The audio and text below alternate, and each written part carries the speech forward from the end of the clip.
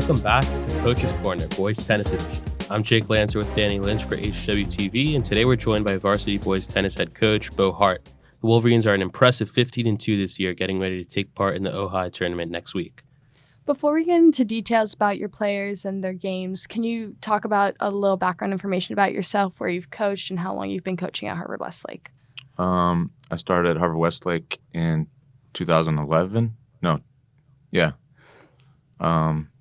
As an assistant, as a hitter, and then became assistant in 2013.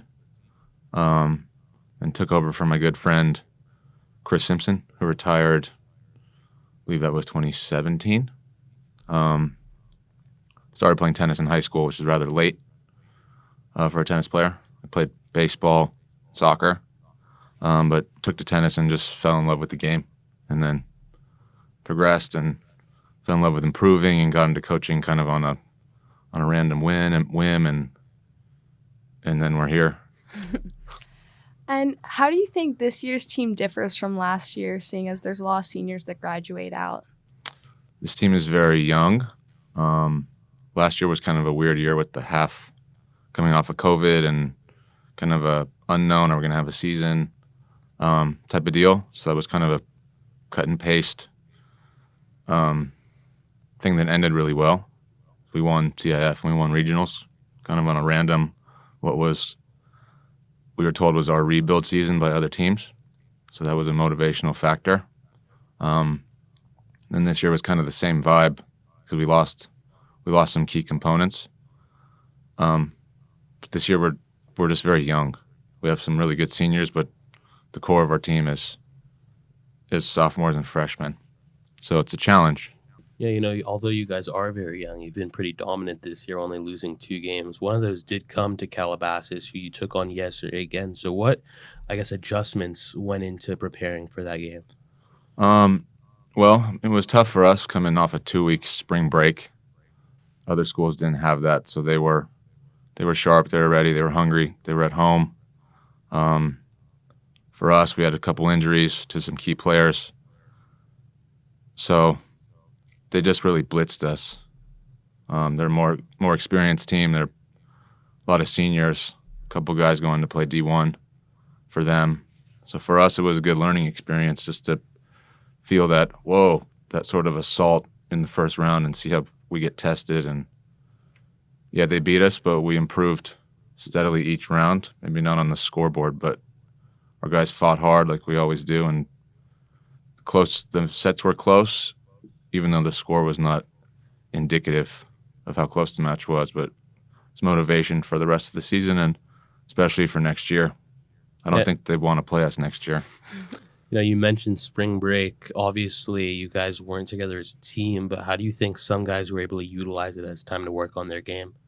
I think some did. It's difficult because, they went on vacations. I think a lot of families were making up for lost time, and it's difficult to say, hey, don't go on vacation. We're in the middle of a season. I know some guys worked, some guys didn't. They were off doing who knows what. So it was really a tricky time for us to have a 2-week break, but it is what it is. Again, this is a very talented group ranging from freshmen to seniors. How has the chemistry on this team been this year? It's been unique. Our seniors are very fun. Our freshmen are very serious and quiet, I guess, and the sophomores are sort of in between. I've been able to pinpoint the personality of the team, even still. It's kind of like trying to figure it out. I don't know. They work really hard and we compete really well, but it's a team it's unlike any I've had in my history here. And you talked about how your seniors are kind of the jokesters, but has any of the seniors stepped into a leadership role, or has that been any of the freshmen or juniors or even sophomores? Yeah, we have our 2 senior captains. Avi is a more vocal leader. Justin Lee is the more quiet under the cover leader. Yeah, they've done well. Our freshmen are one of our best players is a freshman, but he's like it's the silent head to the ground type Christian. He's a key component to the future of the program. But our seniors, they do joke and they are the personality of the team, but they do well in the leadership role for the most part.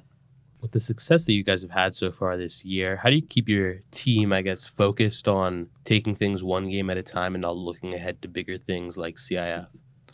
I think tennis in general, at least my philosophy as a player and a coach, is you can get better at everything all the time. So if you're good at one thing, you can be better at something else. If you're good at those two things, there's something else that you're not good at. So I think I just take that to the team. Like, hey, if we're winning, we can win more efficiently, or our serves can be better, or just that approach. I mean, last year is last year. It's great. We have the rings and we have the success, but that means nothing for us this year. And if we rest our hat on past success, there's no motivation. So I think it's just critical to keep improving every single day, no matter what you're doing. With all the success the team has had this year, what has the biggest challenge been for the team, in your opinion? Knowing that we, on paper, are below the top teams. If you go by rankings and rating system, UTR rating system, which is, I don't agree with a lot of it, but the players do. They set the bar. So on paper, we're not at the level of the top teams that are ahead of us on the rating system. So it's a lot of, guys, we are just as good. Maybe not yet, maybe not according to the UTR system, but we are just as good. So it's having that belief and then executing, because those players are very, very good. So on paper, this is a tough year for us, and that's been the biggest challenge. Again, you guys are also, I believe, 15-2. What is your playoff outlook this year, and what do you think how far you guys can get into CIF? I think we will stay about the 5 seed, which we're still in the open division, which is great. We've never been outside the open division. I think a realistic goal is for us to make the semifinals so we can advance to regionals. There are a couple teams ahead of us that are extremely good, but in high school tennis where you play one set, anything can happen. Injury, I mean, with COVID now, we just had a player go out with COVID and missed a big match. So you never know, but realistically we should make a semi and then possibly make a final, and then who knows? What's going to be the biggest point of emphasis or focus, I guess, at practice and in the locker room in order to make sure that does happen? Just a seriousness and an intensity that we haven't really had consistently all season. It's been moments of very intense and very good, and days of kind of a lackadaisical looseness, I want to say. It is a little bit of this team's personality, but for the rest of the season, we sort of broke it into 2 halves. First half is gone. We did pretty well. Second half is we're starting a new season, doing a lot of fitness.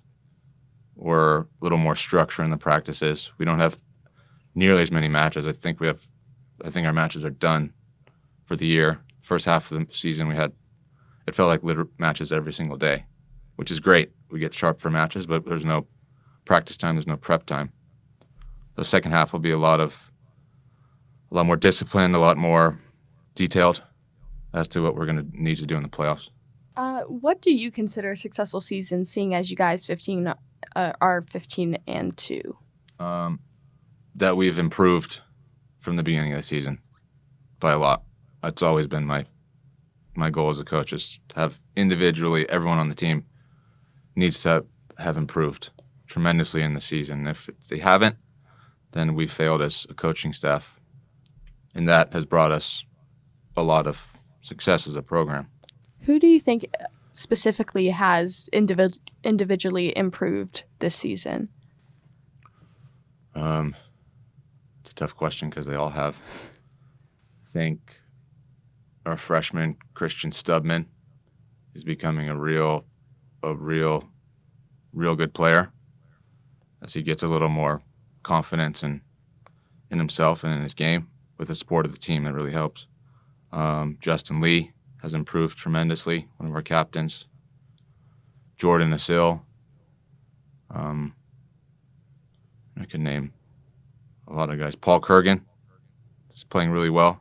Andrew Kurgan, his brother. Colin. It's the whole team. We're coming up fast. Just the season's a little too short. We might need a couple more months. With that being said, who are 2 players that maybe we didn't talk about on this episode, but that we should look out for that will make a real big impact the remainder of the year?